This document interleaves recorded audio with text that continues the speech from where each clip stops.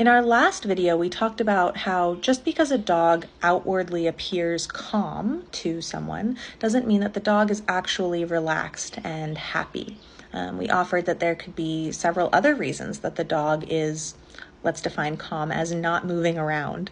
And those could include things like being fearful, being super fearful, being in a functional freeze state, or even being depressed. And someone on Instagram asked, how do you tell the difference? And so this is the response to that question. The answer is going to differ a little bit depending on which thing we're talking about. Fear, really big fear in freeze, or depression, although there will be some overlap. So I want us to picture our stress scale for a second. Green, yellow, orange, red. Green is a good level of stress hormones. In the yellow zone, we're at such a level of stress hormones that the dog is coping. They're trying to cope anyway. They're trying to come back down to green.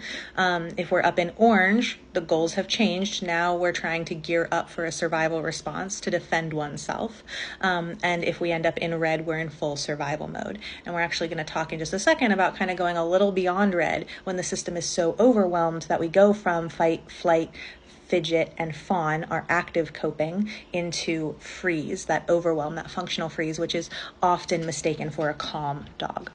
So if we are not yet at that point, but we're down somewhere in the yellow or the orange, how can we tell that that dog that is holding still and may be perceived as calm is actually distressed? So one of the places we can look here is body language, and it's going to shift a little bit between yellow and orange, and not all of these pieces will apply to all dogs, right? And so some dogs will express distress in one way and in another, and we need to look at, when we're looking at body language, the whole body of the dog, and then put all that information together. Closer to that yellow zone where the dog is still trying to cope with the stress and come back down, we're going to see things like lip licking and yawning. We might see things like avoidance, which looks like averting the eyes, ducking the head, turning the head away, leaving. We're going to see things like uneven weight distribution in the body. So the dog has kind of maybe an arch in their spine. Maybe one set of legs is really wide while the other is narrow. Maybe they're standing with kind of like ballerina feet. Maybe their spine is kind of in a C as they're curved to the side. We're going to see displacement behaviors. Those are behaviors where the dog is attempting to cope with that stress. And that can look like any behavior that a dog might perform naturally, but it's being performed out of context. So you're like, why are you licking? Why are you sniffing the ground there? Drinking lots of water, grabbing a toy. The displacement behaviors I just mentioned will be helpful in coming back down. We can also see dogs engage in displacement behaviors that aren't going to serve them as well, like spinning or pacing. We're going to see things here perhaps between here and going up to orange now to start talking about. In orange, you're going to see a lot of physiological signs of stress, and you're going to see less attempts at coping because we're no longer trying to come down. We're now so flooded with stress hormones that this is now about gearing up for a survival response, trying our best to get out of that situation before we have to go to a full survival response. So we might see tense muscles, excessive shedding or dander, dilated pupils, whale eye, where we're seeing the whites of the eyes, a furrowed brow, long lips pulled back with wrinkles right here. We might see a really tense jaw, or we might see panting from an elevated heart rate. We might see a scooped tongue, that spatulate tongue. We could also see very forward ears and that furrowed brow. The tail might be very high and stiff, or it might be very low, perhaps tucked. It might be wagging, but it might be wagging narrowly, perhaps. So for example, the other day I was walking in an area that has a lot of shops, and someone had tethered their dog outside of the shop. And I think a lot of people would have said, oh, that dog is so calm, so well behaved.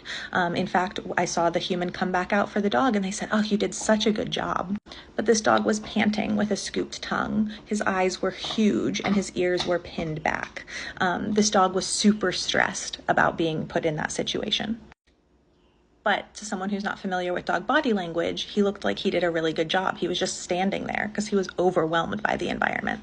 We can also notice things within that kind of yellow to orange range where things like the dog's digestive system may be going offline. We don't need to spend as much of our resources on things like eating, or on the immune system for that matter, fighting off a cold, or problem solving when there's, this distress. And so we might see that the dog is turning down food, or they're only taking high value food, or they're sniffing or licking food but then turning it down, or they're putting it in their mouth but they're not swallowing it, and it falls back out, or they're swallowing it without chewing.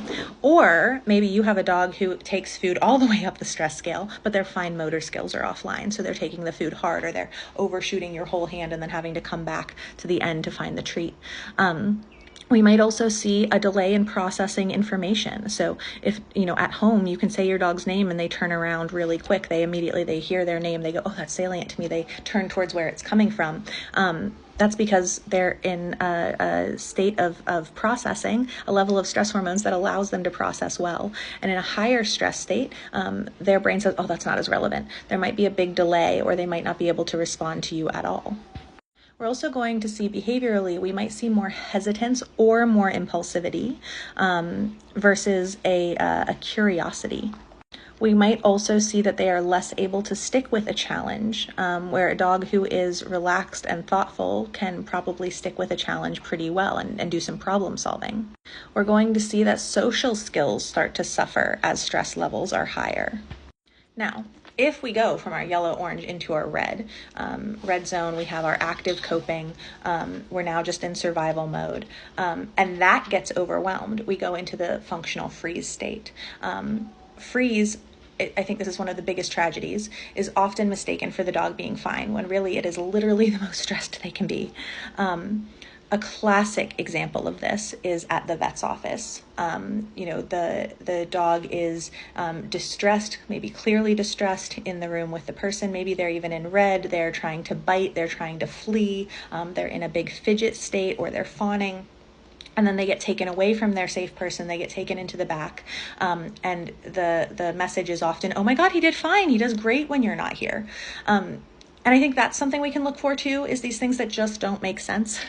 And so that doesn't make any sense, right? And so what we might see there is that the dog is going into a freeze state.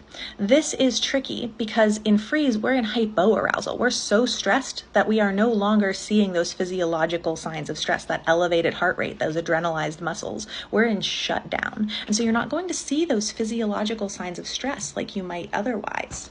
But you are going to see a lack of curiosity, a lack of problem solving. You're going to see a lack of social engagement. You're going to see a lack of processing information and disinterest in food.